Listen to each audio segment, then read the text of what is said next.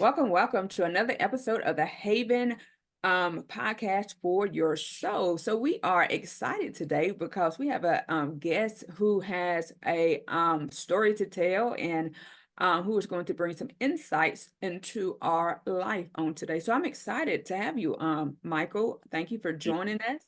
Thank you. I'm going to go ahead and let you go ahead right on in and introduce yourself and tell us a little bit about who you are and the journey of you getting to the place of writing your book and your research and things of that Yes. nature. Thank you. Thank you. Okay. So my name is Michael Menard, and I've written a book. The title of the book is The Kite That Couldn't Fly. And I'll tell you more about that as we go through the talk. But just the journey, I'm one of 14 children, and I was raised by a awesome mother, um, but raised also by a father that was shaped by his own trauma. Mm. And that was the introduction of trauma into our family. We were very poor. We lived in a 900 square foot home for 16 people, Oh, wow. and it was a very interesting life. And I remember all these childhood stories. So I've been working on this book for 30 years, and then finally decided to do it. So 2 years ago, I buckled down, started writing 4 hours every morning. And through that process, I realized some of the stories I was including in the book were heavy. Um, and I solicited help from some psychiatrists and psychologists to Mhm. help me write the book. And in the middle of it, I was made aware by these experts that what I and my siblings had experienced was complex childhood trauma. Mm. And I never thought of it that way, but when they explained what actually happened, and when I reflected back on my life, um, two of my siblings died from drug overdose because of that toxic stress. Mhm. A number of them suffer ailments from it, and so I did research and understood what happens to us Mhm. if we experience childhood trauma, and found out that it is very, very devastating on Yeah. many levels. Um, so I became depressed. I wasn't going to do the book. I realized that things I had experienced in my life, and I was sharing all this with my siblings. And one of my brothers decided to seek therapy for recovery of childhood trauma. Mhm. And he went through 7 sessions, and it was for him, it was life changing, because it is healable. That's the important thing for the audience to know. It is healable. So the book took a more serious turn Mhm. because I found in my research, I went into a deep kind of a funk, kind of went underwater with research and consumed everything I could find on the subject, interviewed psychiatrists, psychologists, talked to 18 of them, and understood something that was just shocking to me, is that we live in a crisis of childhood trauma. Mhm. CDC says that 60% of all adults in the United States are suffering from childhood trauma. That's 157 million people in the United States. And when childhood trauma strikes, regardless of the age, it changes everything. It, Before we go yes, on, I want to ask you a question. sure. Um, now, when you were going through, and as you became an adult, a teenager, young adult, and then into your manhood, did you did you think that what you went through was normal, or did you perceive it to be normal, I, abnormal? I thought it was normal. I thought it was normal. And adults that emerge from childhood trauma take one of two paths. It's called a paradox of childhood trauma. You either use the trauma as rocket fuel for success, like I did, Mm-hmm. or you crumble under it into mental illness, relationship issues, physical ailments. No one knows why. But even if you achieve this post traumatic growth like I did, you still are not immune to the physical and psychological disorders that come from it. Mm-hmm. So those who like I've had a very successful life. I have 14 patents. I've started many businesses. I'm currently the founder of a worldwide software company. So very successful by all standards, right? Yeah. Should a boy who's raised in poverty and trauma succeed? No, you shouldn't, but some do. Mhm. And those who have experienced that post-traumatic growth, they have their own addictions. Mine was, I was a workaholic. I wanted to make enough money so that it would never run out because I know what hungry feels like. And so Mhm. I didn't even realize until I wrote this book. And now I'm 73. Oh, And I'm wow. realizing and it's sharing it in the book of what happens, what happens. And, um, it's just devastating to the individual. But the good news is it's healable. I like what you said because I think that's very important to pinpoint or to call out is that there's two paths that one can take from when they emerge from this childhood trauma, right? The successful path or the crumbling path. Yes. A lot of times what people that come from this don't realize is that for one, they have been through such traumatic events in their life that has shaped them in their mind frame. Um, and now depending on the path that they're on, how much of the blame they put on themselves. Because no matter those who choose the path to not be as successful, that crumble under pressure, they have this thing where they blame themselves or they blame others Yeah. for what is going on within their lives. Yeah. So that's a great point, Brianna. Childhood trauma is so deep seated. Many of us don't even remember what happened, but we have the ill effects of what's happened. And it's so deep seated that we believe we did it to ourselves. Mm-hmm. So you're right, we blame ourselves. Mm-hmm. So on that subject of blame, as you start thinking and discovering and going back to your past, don't use it don't use it as an excuse to blame other people or to become a victim. Mm-hmm. Because the minute you think of yourself as a victim, you don't look for healing. So forgive, move on, forgive yourself, know that you're stronger than you ever thought. You survived. You survived, right? Yeah. Yeah. So It's yeah. hard, but it's hard, and we're gonna move on. But I think it's really important for the audience to know because I come across so many different people who cannot let go, who can't get out of that place of playing victim. No matter how much you try to speak to them about they can be healed, that they can forgive, and how much forgiveness really is causing them to be in a prison within themselves, regardless of how successful they are or regardless of how, wherever they are at in life, they're in prison to their thoughts, in prison to the way that they view and see the world. Yes. um and so how did you go, um as you were on your path, how did you learn to forgive? How did you really let go? I think the very first step, um, in is making a conscious decision to heal, to make a conscious decision to feel better.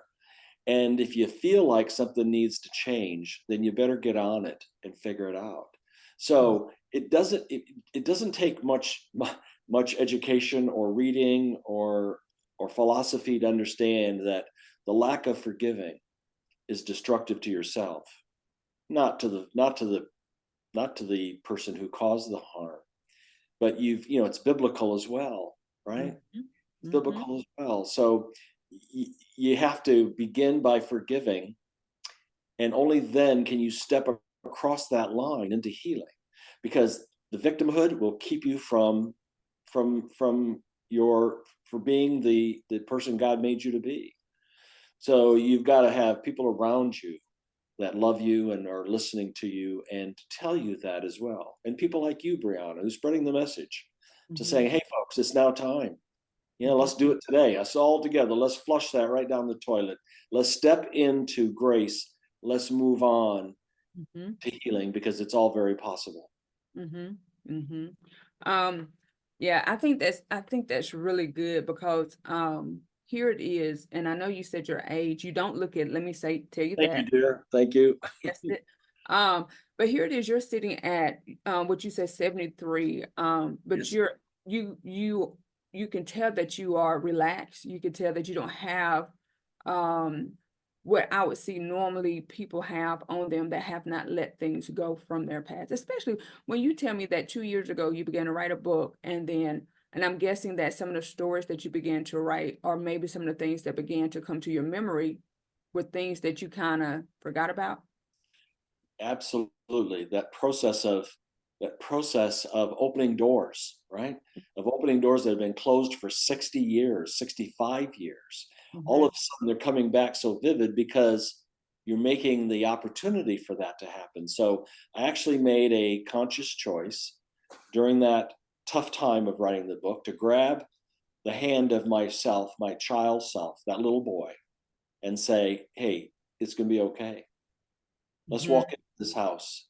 Let's go back, and we're going to learn, and we're going to heal, and we're going to share that with people. So it was a awesome. moment, a defining moment of a lot of. I'm a happy guy. I've been a happy guy my whole adult life. But when I started this process, my wife actually midway through said, "Michael, you got to put yourself out of that hole. I've never Mhm, seen you in a funk like this." Well, that's part of the healing, right? mhm, You don't call it by its name. If you don't face the monster, you're not going to be able to heal from it. yeah, And some of my siblings are using professional therapists to help. I have not, but I'm so educated. I've read every book on the subject. So I take the good, the bad, I look for, and I've talked to experts in the world, which is therapeutic in itself. mhm, And through that, I've understood what's happened to me. I understand what happened to my mind, my body, my soul, what happened to relationships, and and emerged from it. And I suggest for everyone to go through that not to write a book, but to go through the process of sitting and saying, it's not about what's wrong with you, it's about what happened to you. mhm, It's also not about what happened, it's about what didn't happen to you. What neglect was there in the mhm, early years of nurturing? mhm, Because if you didn't get it in the first 3 months of life, this is research. If you didn't mhm, have that bonding with a mother, where the mother's holding the baby, nursing the baby, you know, every the baby knows within the first 3 months if it's in a safe environment, if it's in a loving environment, if it can love itself, and all mhm, that manifests itself in adulthood from the first 3 months of life. yeah, It's all research. It's all data. It's not just a guess. So, message out there to parents that, don't worry about spoiling your baby by holding your baby. Hold your baby. mhm, Love your baby. Overlove your baby. yeah, It has a tremendous impact mm, yeah, on our world. And fathers have a role too. okay, Um, two parents is the best combination. Two loving parents. There mhm, are 20 million children today in the United States living without fathers. yes, What's yeah, going to happen to them as adults? What are their mhm, relationships going to be like? yeah. So it's very, it's just I consider it a crisis that we're in, that no one has been talking about, that 60 to 70% of every adult has been affected. And we want people want to try to change the narrative and try to make it seem as though it's all right, but it's not all right. I Oh, always know a father plays such a major role in both male and female. They really do shape the identity of the child, and without that, we that's why we see a lot of things that we're seeing now.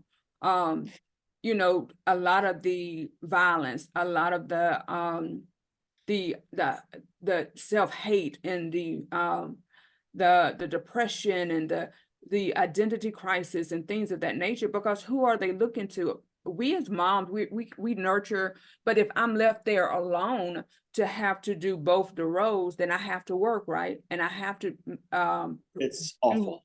it's It's awful. for Um, everybody. It's awful for the mom. It's awful for the yes, children. yes. And another statistic that 90% of all boys raised without a father end up in prison. Mm-hmm.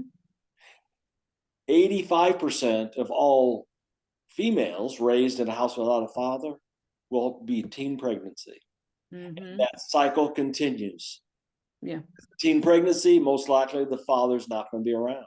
Mm-hmm. So it just can generations and generations. Somebody's got to stand up and say, we got to stop this. Yeah. We got to Yeah. help these people. We got to find ways of Mm-hmm. restoring, the family. Yeah. But that's another subject. That's a Yeah. whole Yeah. subject. Yeah. Yeah. Because it sounds like both me and you can go We on a could, tangent we could, about it. yeah, But I wanted to know, I want us to get into, more of your process of your book. And I want us to really touch on the effects of childhood trauma and the relationships, okay, yep, the yep, effects of the relationships, because I think that is good because um so I'm gonna just go ahead and let you because my mind sure. goes and Sure, it's got sure. so much in it. So, When you say relationships to me, that just pushes a button and I'll talk, because yeah. what happens, think of sufferers. They emerge as adults. And what happens in childhood trauma is that the child is constantly in a state of survival, Mhm. regardless of the age, 6, 8, 10. They don't know what's coming next.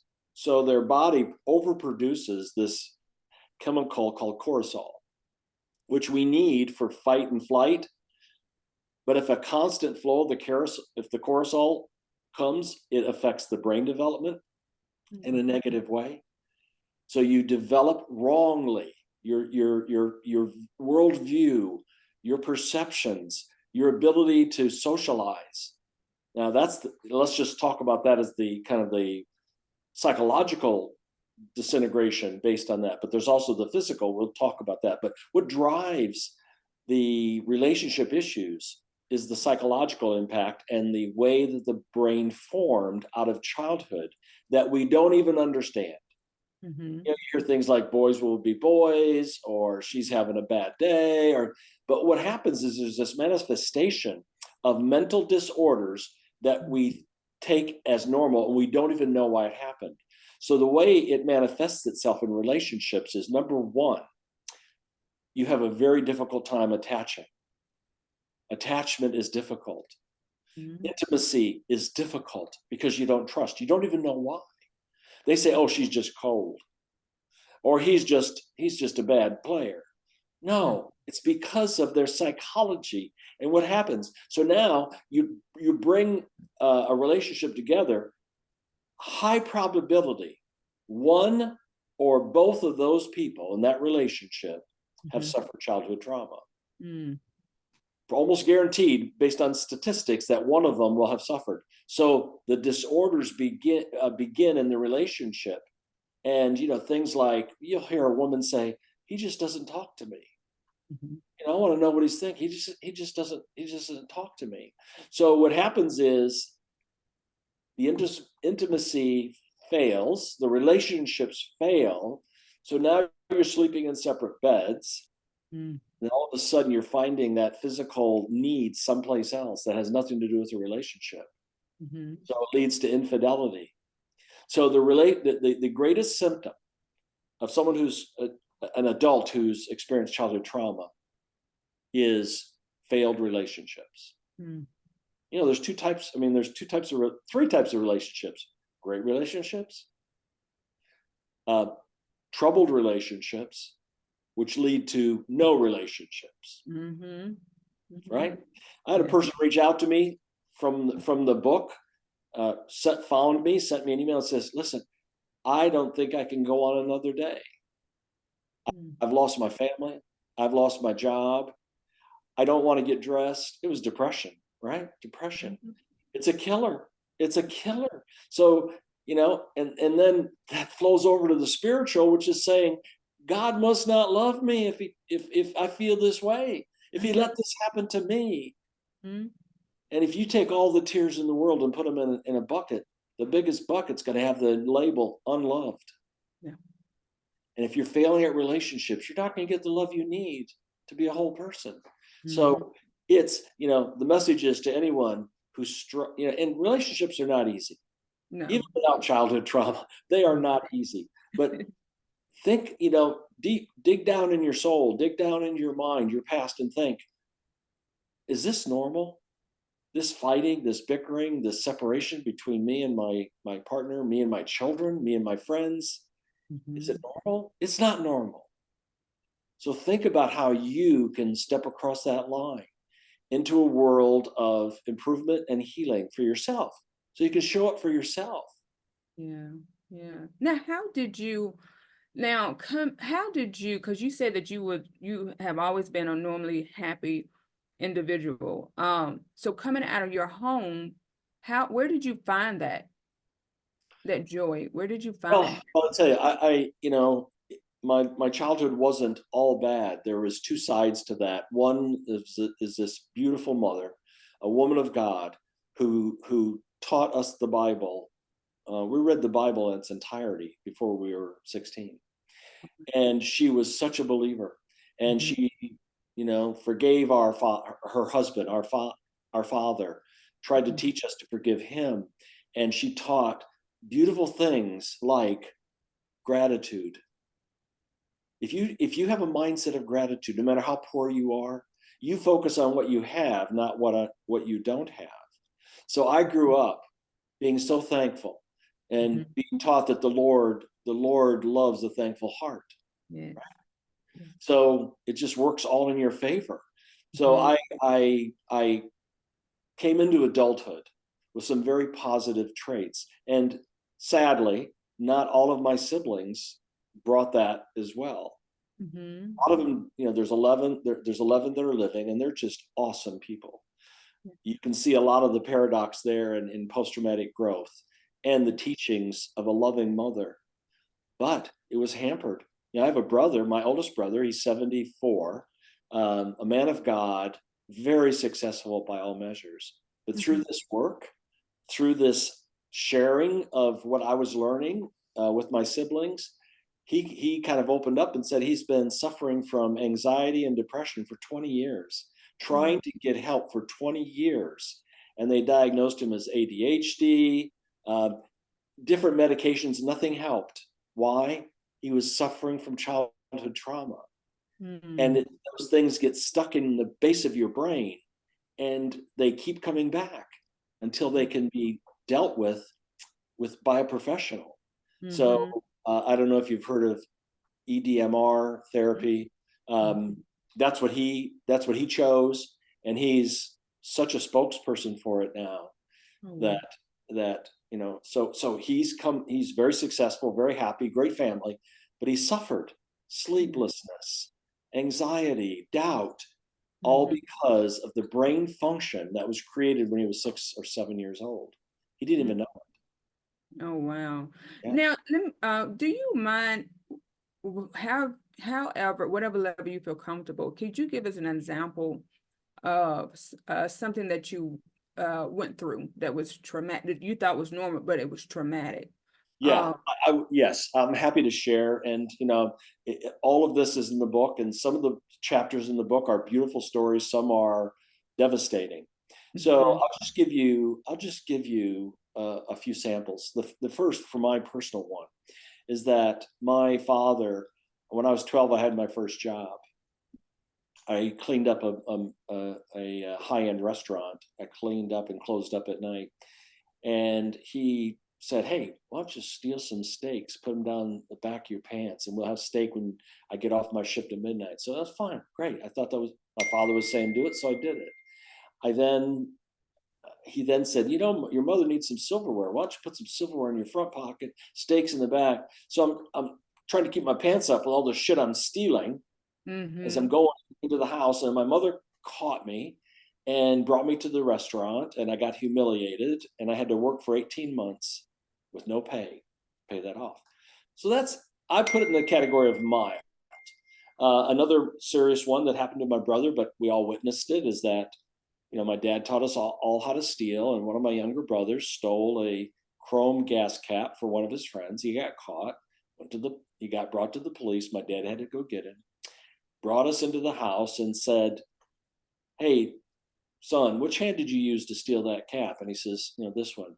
My dad grabbed that hand and put it right into the stove top that was lit, and burned all the skin off of his hand.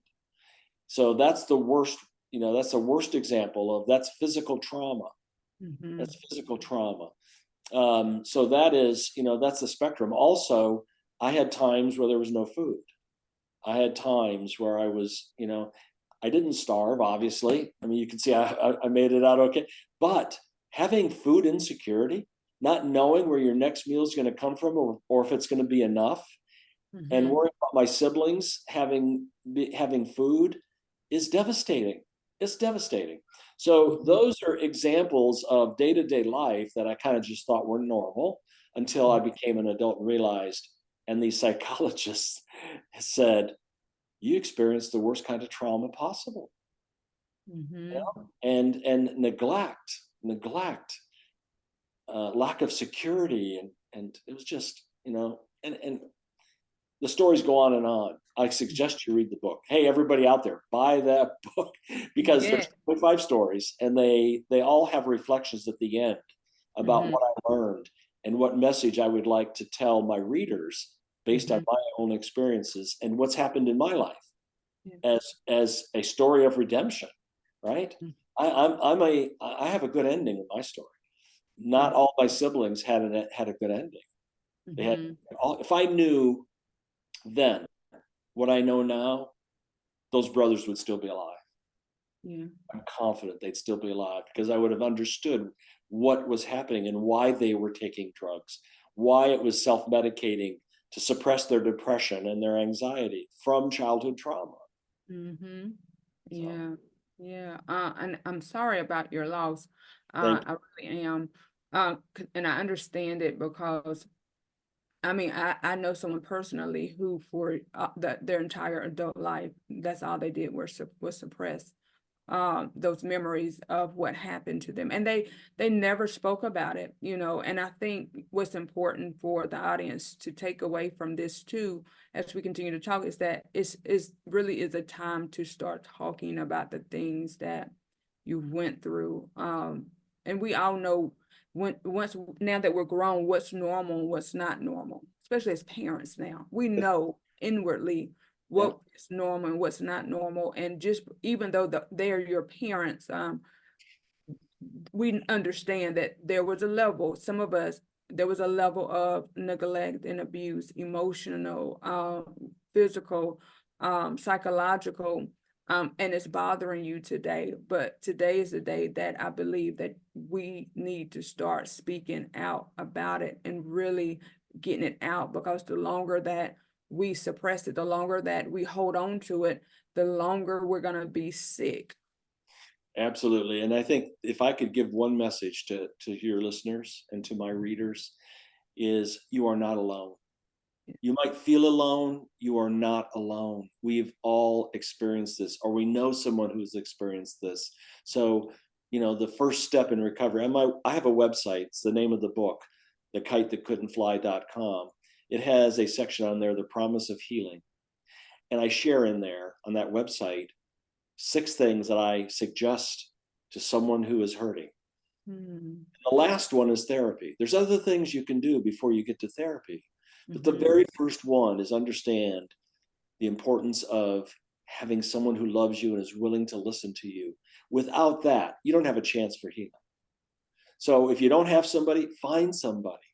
Mm-hmm. And your partner is more willing than you understand if you just open up and share what's happened in your life, and have these, make space for a conversation. Once you make space, it's amazing what comes out, right? Yeah. And that begins the process. Yeah. You have no idea how freeing that is once you can heal from this trauma, and Mm-hmm. almost everyone can heal. Yeah. It's all possible. Yeah.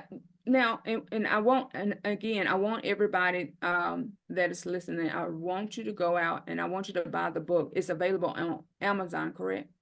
Yes, ma'am. Yes. Yeah. Okay.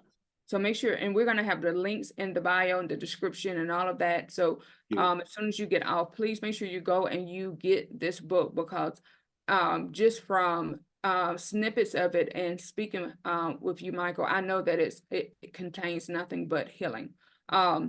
for those who will take the time to read it. And I wanted us to talk about, because you're married now, and how did any of the things that you dealt with, did it affect your marriage, your relationship with your wife? Well, yes. I had a first marriage, and I had 4 daughters from that marriage. And we, as parents, made sure that the generational trauma stopped with me. Mm-hmm. So they are those girls are all healthy, happy, um, nurtured, you know, women. Yeah. Um, but I had a failed relationship, pretty much the whole relationship.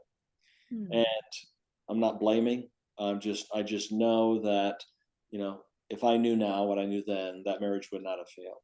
I Yeah. know that. I know that. But I have a second marriage of now 13 years. And before anything else, she heard all my stories. She knew exactly what happened. And, you know, just to show the kind of healing that can come from a loving partner, um, I told her a story about me trying out for baseball when I was 12, and I didn't make the team because I didn't have a baseball glove. I had to try out with my bare hands, and shame on those coaches, right? Shame on those coaches. But you know, that was deep seated disappointment in my mind. On my first birthday, she gave me a baseball glove, and I don't need a baseball glove, but I have it. I have it sitting in a prominent place, and just that show of love.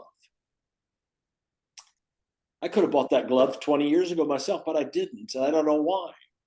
But she's listened and she's heard, and she, you know, has promoted the healing without, just automatically in a loving relationship. But our relationship began in the first date or 2 dates of saying, hey, let me tell you my story.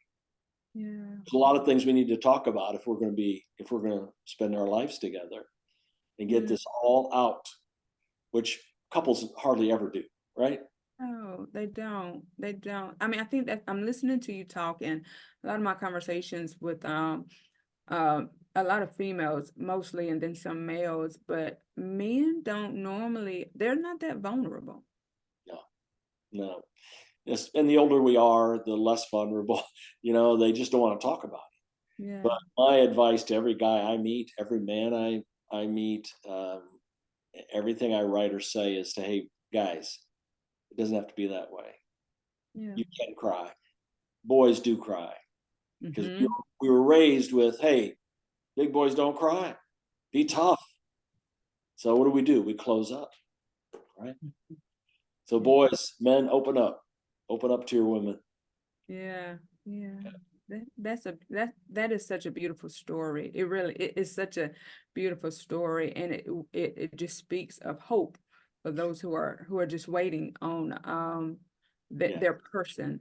I want to ask you to, because it sparked the interest to so how were you on the job?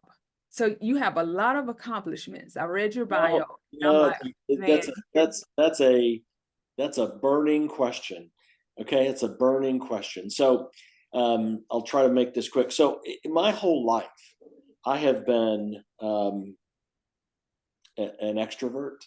I love people. They love me. When I was in 8th grade, I won the award of Mr. Personality uh-huh. and Mr. Popularity at the same time. And that was the first time that happened in school. I was the prom king. I was extremely successful in business. I went up through the ranks of Johnson and Johnson, primarily based on my showmanship and personality. Wow. So I was a candidate. This was back in 2000, year 2000. I was one of the 4 candidates to be the next CEO of Johnson and Johnson. Mm. So they put me with a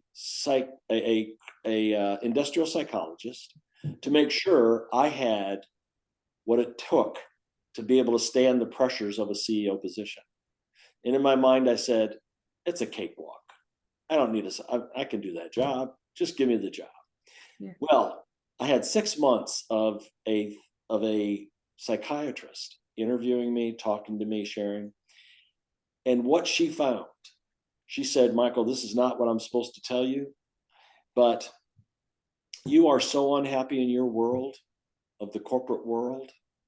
You're successful because you're making money. You think that's the measure of success and happiness. But you think you're a level 10 happiness. She says, you're about a level 2. You're just trying so hard. And it was like a knife in my heart. I realized she was right. And she said, you're not made for this. You're made for humanity. Oh, You're made to help people. You're made to change people's lives. yeah. Now go in to the library tomorrow and spend the day in the library. Come back and tell me the next day, where did you end up? And I ended up in psychology. Wow. And the mind. And she said, that's what you need to do. So I quit that day. I resigned. I was reporting to the chairman. Chairman says, you can't quit. You'll never make, I was 47. You'll never make this kind of money. Someplace else, I said, I'm tired of making money. It's not about making money anymore. So I shifted. I created a large corporation that had to do with teaching corporations how to be human and how to be happy, and then success will flow. So I wrote a book called Fish in Your Ear. Let me be the fish in your ear. That was a business book. So I stepped out of the corporate world and found true happiness for the first time. So I was just going on automatic, like many people do, to succeed and achieve, and the next promotion and the next raise and the next badge on your arm. Look at me. Yeah. The next patent for me, it was the next big idea. And I realized I can stop that race. And this is not what happiness is. Yeah. So you asked the leading question, what was I like in the workplace? Well, I was a rock star. I was a rock star, but I was faking it. Because this is what I want to do. Talk to people like you. Yeah. Write books that are going to change people's lives. And now I realize that the rest of my life is going to be dedicated to raising awareness to the devastation of childhood trauma. So I'm starting with this book. I've now created a foundation, a nonprofit that's I'm going to get donations from major corporations, and I'm going to raise awareness further, and I'm going to offer free therapeutic services for anyone who's suffering from childhood trauma. That's going to be paid for by the foundation. So I'm going to be the spokesperson. I'm going to be the poster child. Yeah. Because I realize now how big of a deal it is, and that nobody's taken that on. So I'm going to take it on. And I know how to do big things. Yeah. I know what to do because I've had 50 years of practice. So I'm going to do it, and I'm going to talk to anybody who's willing to talk to me. And if I change one life, if you and I change one life today from your audience, it was well worth it. Yeah. And they're going to change a life, right? Yeah. They're going to see the power of hope. Yeah. Oh my gosh, this is so good. I mean, it's so rich and so good. Because there's so much you said within what you just said. So I'm hoping that everybody heard. Money doesn't make you happy. Making money does not make you happy. We were all created for the betterment of humanity. And until we all find our path in life of what it is we're supposed to do to help humanity, we will never experience the fullness of joy. That's right. And the money will flow. The money will come if you stop focusing on it, particularly if you are a believer. you can fall onto the scripture and you can understand that, you know, there were times when we were there's a chapter in the book called God's Love Comes from Everywhere. My father was in the hospital. He had a heart attack. We had no money. We had no credit at the grocery store. We had no food. And I was 12, and I had a bunch of siblings that were just hungry. And my mother, with me, fell to our knees. She was so confident. She said, "Don't worry, Michael. You think the Lord who gave us these children will let these children starve?" There was a knock on the door 5 minutes later. Mm, Came to the door, and there was this basket of food with an envelope on top, and in the envelope was $500. That was mm, back in 1960. $500, and a note that said, "God's love comes from mm. excuse me, comes from everywhere." So that was a miracle. They do happen, but it came from her deep faith, Mm. her demonstration of that faith. And then she looked at me like, "Uh-huh. Oh, you have such little faith." Yeah, yeah. Worry? Did you worry? And there was a celebration. And in those days, that money was the equivalent of $3,000 in today's money. Mm, It was enough money to pay for food for her family for 4 months yes. from that one gift. Who did it come from? A church, maybe? Maybe God just dropped it on the porch. Mm, So the point is, turn your life to those things that keep you whole, that make you whole, that mm. can help humanity, and you'll be just fine. Oh my gosh, you are helping me. I Um, can. yes, you are helping me. It serves such a reminder of, oh my gosh. It made me think about my own story when I was raising my children as a single mother, um, and not knowing where our next meal was gonna come from. And just believing that You did. God, I'm like, Yeah, you lived it. yeah. Yeah. Yeah. And it's like, God, you're not gonna, because you will be a liar. Um, and having that miracle to take place. I mean, just focusing on one of my mentors, he says, keep the main thing the main thing. Keep the I main thing the main thing. like that. I Yeah, like and that. Yeah. everything will work out. This is so beautiful. Yeah, Brianna, one other thing I'm finding through, again, research, just my own personal research, that the churches are filled with people suffering from childhood trauma. Mhm. Um, because they think just working harder, praying more, and sometimes miracles do happen. Sometimes you will be healed from that, Mhm. but a lot of people are not. And you got to let the Lord work in different ways. And the different ways sometimes is therapy and other people helping you. Yes. So being a believer, doesn't solve it all. You got to take it to the next step. Mhm. I think that's good. Because one of the things I fight for, and I fight against. I fight against people being put into leadership positions within a church when I know that mentally um they're not ready. Yeah. When Yeah. I can see that there's a little boy or a little girl that is fighting for attention, that is fighting to be seen, who is fighting to have a voice, and it's like the pulpit or any type of leadership within a ministry is not the place. We need to go get healed first, before placing them there, because after a while they're gonna crumble, and they're really gonna find themselves in a path of destruction. And it's just going to be like a pit that has no ending for them if we continue to do this. And we're seeing it now. How many people have had been successful, but yet never dealt with this stuff back here. Now it's caught up to them. Right. Yeah, exactly right. The leadership, and I got to find a way. There's just, I got so many things I'm trying to or want to do, but our churches need to be like the the Mm-hmm. ER for spiritual and for needs like childhood trauma. They need to be childhood trauma educated and friendly. Mm-hmm. They can help heal, because that's standing between the sufferer and God. They that's a space between them, that Mm-hmm. you want to get people closer to God, you got to heal them.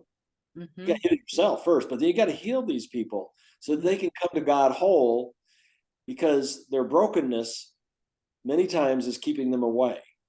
Even Yes. though scripture says, it should bring you closer, but it gives another excuse to not trust God or not believe in God, because look what God did to me. Mm-hmm. Mm-hmm. Now look how he hurt me. Yeah, Well, yeah. I have a nonprofit, and part of that nonprofit is just for strictly for leaders. And it's a safe place for them to be able to come and talk, and to be able to truly be transparent, yeah, and deal with those types of issues, because within the church, you're told that there's, because of traditional wrong teachings, certain things you shouldn't be dealing with, and that's such a lie. If you've yeah, never dealt with it, you yeah, have to deal with it. You're yeah, gonna have to yeah, deal with it. And this is, and so we have this safe space for them to be able to come and just really talk about it. And yeah, then with my training, with who I am, I'm able to take them backwards, because you come in with this flower, but let's go backwards. And now let's deal with what you've never dealt with from mom or from dad, or, or yeah. whatever the root of the issue is. Yeah, it's the thing behind the thing behind the thing. That's what it is. Yeah, Mm-hmm. Mm-hmm. So, I love it. I love it. And when you get your things up and running, please let us know. Send us some links. And so, I will. uh, we would love to try to support you in any way that we can. Uh, Awesome. Awesome. Thank you. I will. I'll stay in touch, Brianna. yes, yes. Thank you. Now tell us again, give us the name of your book again. Tell us where Oh, we can find it. yeah, And yeah. The book is The Kite That Couldn't Fly. And it's on Amazon. It's available anywhere books are available. It's released June 1st, but you can pre-order it right now. Mhm. And also, I really encourage you to go to the website. The website is the name of the book: www.thekitethатcouldn'tfly.com. Go there. You can reach me there. You can, if you have a question for me, you can, we can have a dialogue through that website. Um, so that's how to reach me. And I will. The foundation is just being formed. It's Okay. the May Avenue Foundation. I grew up on a house on May Avenue, so I'm calling it the May Avenue Foundation. And it's been established, but it has not been opened. But as soon as it opens, I'll send you a link, and I'm all over social media, so we'll stay in touch, and I appreciate your help. Any way I can help you, Brownie, you let me know. I will. I will. Thank you. Thank you. It was such a pleasure to have you on here. I thank you for being transparent. I thank you for all the Thanks. work that you do. I really do. And again, y'all, please go out and support Michael, and buy his book. The links are going to be in the description. So please, let's pre-order and let us begin to heal. It is time. It is well overdue. Um, for our souls to really heal, and so that we can really experience life and experience it in the way that God wants us to experience it, and have a life that is so abundantly blessed, not because of the things we have, but because our souls are Yeah, whole, and that we are benefiting, and we are helping out humanity as we live. And so let us make sure that we are supporting. Again, we thank you for joining us. We thank you for your willingness, and just for the work that you do. Until next time, I love y'all, and remember that I am always praying for y'all. thank you. Very nice, Brianna. Bye bye.